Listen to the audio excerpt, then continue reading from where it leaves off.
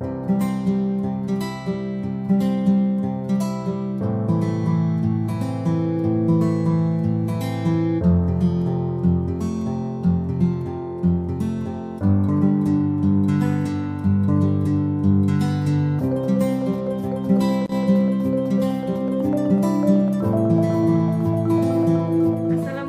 warahmatullahi wabarakatuh. Selamat pagi, salam sehat, RSD Nganjuk, yes I can. Baik, pada kesempatan kali ini kita akan membahas tentang pelayanan persalinan paripurna bersama narasumber kita Ibu Bidan Mistiah SST. Baik, selamat pagi Bu Mis. Assalamualaikum. Waalaikumsalam warahmatullahi wabarakatuh. Bagaimana kabar Bu Mis hari ini? Alhamdulillah sehat, luar biasa. Baik, tema kita pagi ini tentang pelayanan persalinan paripurna di RSD Nganjuk, Bu Mis. Sebelum kita membahas lebih jauh tentang pelayanan persalinan paripurna di RSD Nganjuk, kami ingin memberikan gambaran umum dulu tentang pelayanan persalinan di RSD Nganjuk, Ibu. Bu Mis bisa membantu menjelaskan mungkin? Untuk pelayanan persalinan paripurna di Rumah Sakit Nganjuk, tentunya yang pertama, pasien datang ke IGD. Kenapa pasien datang ke IGD? Tentunya biasanya karena kita tipe B, biasanya rujukan dari wilayah, ya, kalau daruratanya dari wilayah. Pasien ditangani di IGD, ada stabilisasi di sana, ada pemeriksaan laborat, ada screening laborat yang sekiranya belum dilakukan di wilayah. Kalau toh pasien itu terjadi gawat daruratan yang di IGD, pasti dilakukan tindakan langsung disiapkan dari IGD. Contoh, misalkan ada kasus perdarahan yang banyak, atau kondisi bayi yang segera dilahirkan, kondisi vital distress, itu persiapannya semua di IGD. Bahkan di IGD nanti ada respon time untuk tindakan seksio misalkan, itu respon time nanti kurang dari 30 menit. Pasien diputuskan untuk tindakan operasi, langsung dilakukan operasi. Baik, luar biasa ya persiapan teman-teman yang ada di IGD untuk menyambut persalinan bunda-bunda yang ada di daerah Kabupaten Nganjuk. Betul sekali. Baik, kelebihan pelayanan persalinan di RSD Nganjuk itu apa aja, Bu Mis? Yang pertama, pasien sudah datang di IGD, tadi di IGD dilakukan stabilisasi. Ingat, di sana juga ada bidan yang kompeten di IGD. Kita dikonsulkan ke DPJP Opjin. Nah, siapa yang jaga? Kita punya 3 DSUG, jadi tiap bulan gantian jaga. Setelah pasien dilakukan evaluasi, dilakukan stabilisasi di IGD, pasien tersebut dilakukan atau dipindah di ruang tindakan di kamar bersalin. Ingat Mbak, kalau di kamar bersalin juga bisa ditunggu loh. Oh, jadi tidak sesuai dengan rumor yang ada di masyarakat ya, Bu Mis ya. Tidak. Jadi tidak ada istilahnya pasien ditelantarkan di IGD dalam waktu lama, nggak ada. Ada respon time-nya 10 menit ya, Bu Mis. Harus sudah mendapatkan advice dari DPJP. Baik, untuk masyarakat khususnya bunda yang akan bersalin di RSD Nganjuk, jangan khawatir. Jadi kami siap melayani bunda-bunda sekalian dengan aman dan nyaman. Baik, Bu Mis.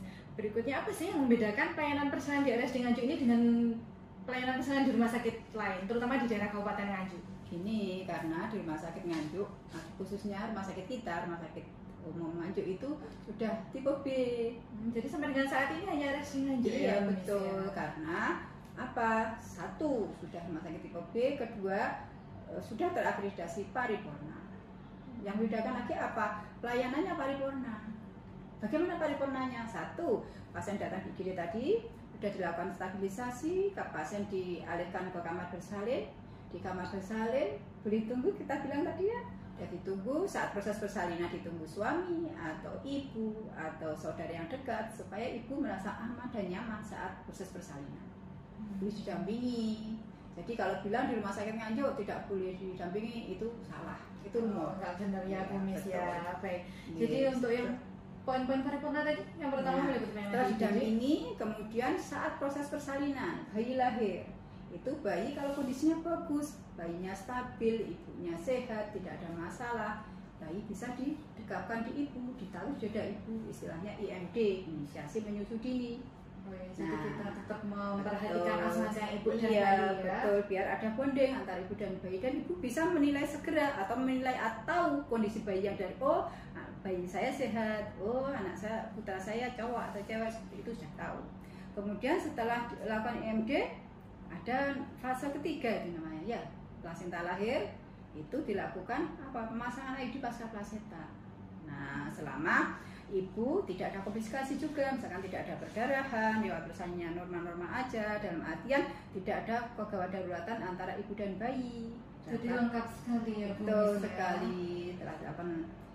Syaratnya gini, kalau mau memasang misalkan pasiennya mau dilakukan pemasangan IUD pasca plasenta, tentunya di awal sudah dilakukan edukasi, terutama dari wilayah, mulai ANC, trimester 3, trimester 4, jadi ibu sudah siap betul.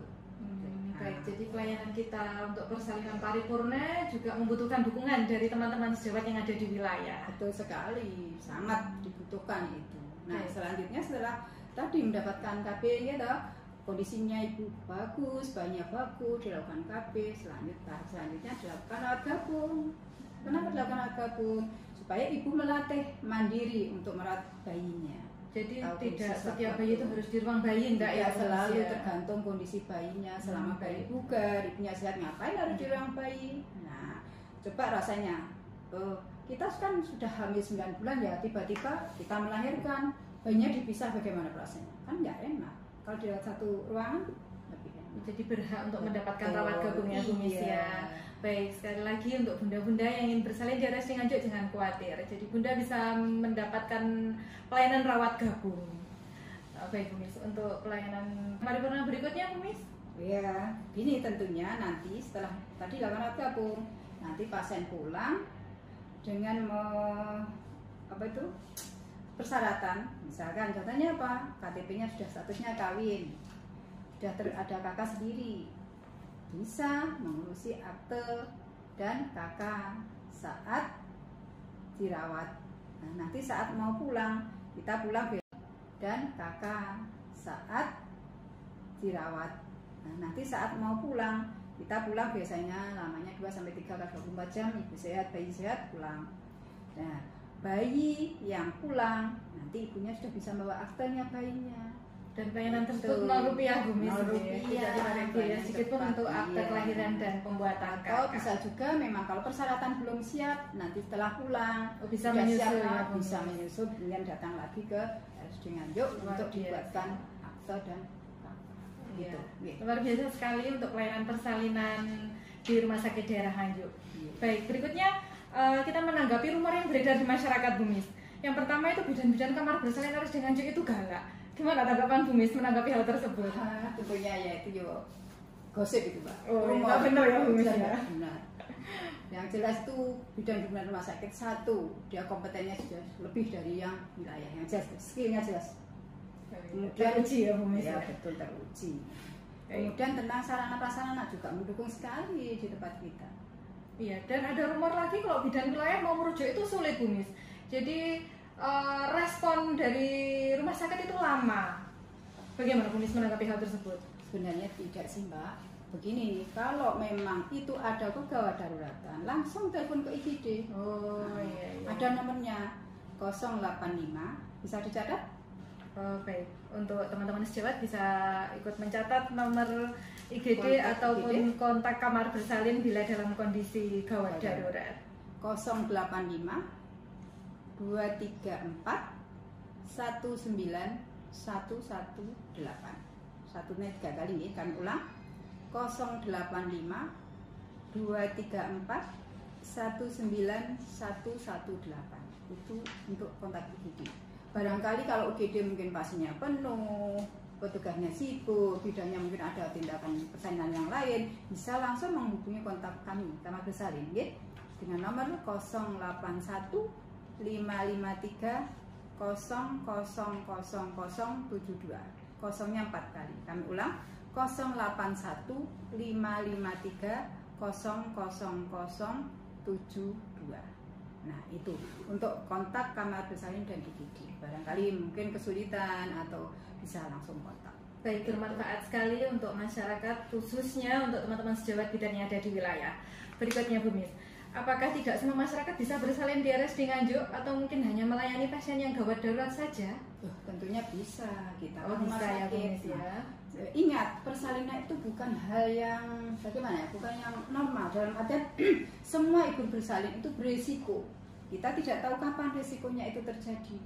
Jadi setiap ibu bersalin misal sudah merasa mulutnya sering, terasa mau kayak BAB ya segera aja datang ke IGD. Pasti dilayani ya, Miss. Baik, jadi beberapa rumor yang kurang pas yang beredar di masyarakat sudah diklarifikasi melalui podcast kita kali ini. Oh ya, menambahkan lagi, apakah ada perbedaan pelayanan pasien yang menggunakan BPJS dan pasien yang membayar mandiri, Bu Miss? Ya jangan nggak beda lah Mbak. Jelas nggak benar ya Bu Miss ya itu ya. Karena apa? Semua kita sama, kita melayani pasien baik itu dengan penyamping maupun tidak, bahkan tukang beca atau bupati, direktur sama ya prinsipnya kita memberikan pelayanan paripurna. Baik, terima kasih. Saya kira cukup podcast kita kali ini. Mungkin bisa kita tambahkan di lain kesempatan. Semoga bermanfaat untuk bunda-bunda yang ingin bersalin di RSD Nganjuk dan khususnya untuk teman-teman sejawat yang ada di wilayah. Baik, terima kasih Bu Miss untuk kehadirannya pagi ini. Semoga lancar untuk pelayanan persalinan paripurna di RSD Nganjuk. Assalamualaikum warahmatullahi wabarakatuh. Waalaikumsalam warahmatullahi wabarakatuh.